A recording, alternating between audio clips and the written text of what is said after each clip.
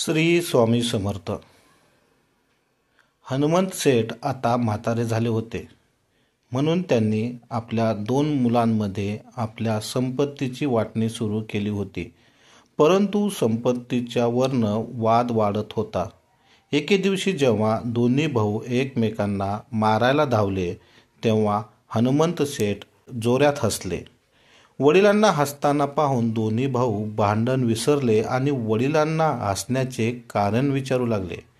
तेव्हा वडील म्हणाले, तुम्ही जमिनीच्या छोट्याशा तुकड्यासाठी खूप भांडत आहात.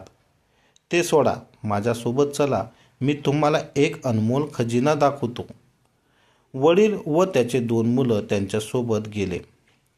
वडील म्हणाले, हे बघ, जर तुम्ही आपसात भांडलात तर मी तुम्हाला त्या खजिनापाशी नेणार नाही. आता दोन्ही मुलांनी खजिन्याच्या संदर्भात एक करार केला. काहीही झाले तरी आपण भांडायचे नाही. प्रेमाने प्रवास करून गावाला जाण्यासाठी बस मिळाली. पण बसमध्ये फक्त 2 जागा मिळाल्या होत्या.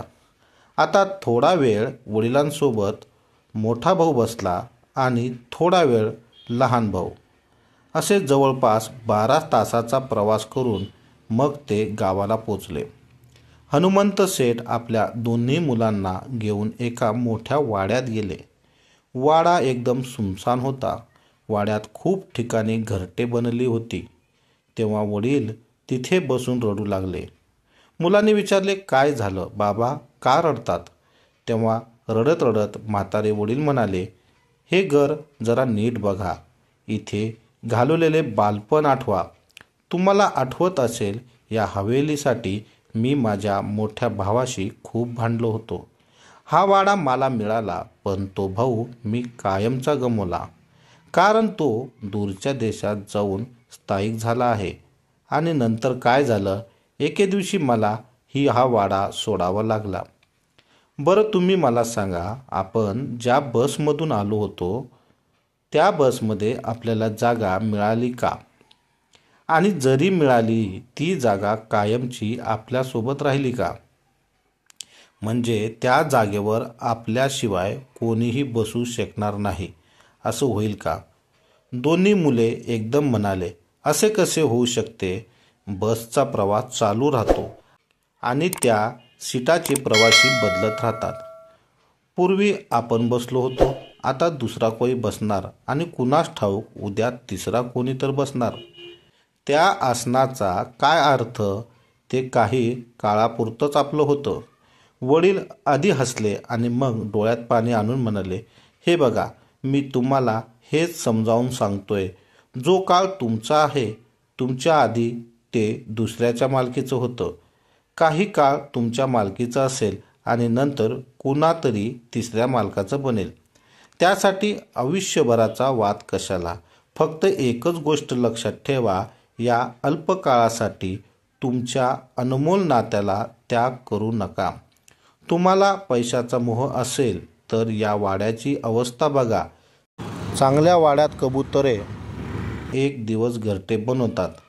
मला एवढेच सांगायचे आहे की बसमधली ती सीट लक्षात ठेवा, ज्यावरती प्रवासी रोज बदलत राहतात. त्याच सीटासाठी अनमोल नात्याचा त्याग करू नका. बसचा प्रवास जसा ताळमेळ राखतात, तसाच ताळमेळ आयुष्याच्या प्रवासासाठीही ठेवा. दोन्ही मुलांना वडिलांचा हेतू समजला आणि ते वडिलांच्या पाया पडून रडू लागले. आपल्याकडे जी संपत्ती आणि जे समृद्धी आहे, ती फक्त थोड्या वेळासाठी व काळासाठी असते. काही वेळा प्रवासी आणि मालक बदलतात.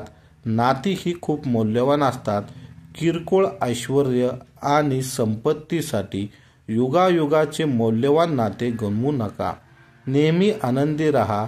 जे काही मिळेल ते पुरेसे आहे, कारण साधा 1 रुपयाही आपण आपल्यासोबत घेऊन जात नाही.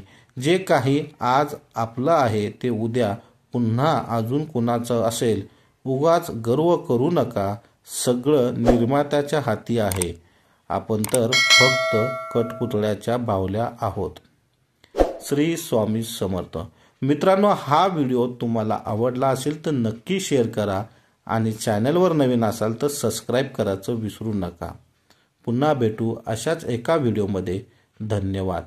श्री स्वामी समर्थ.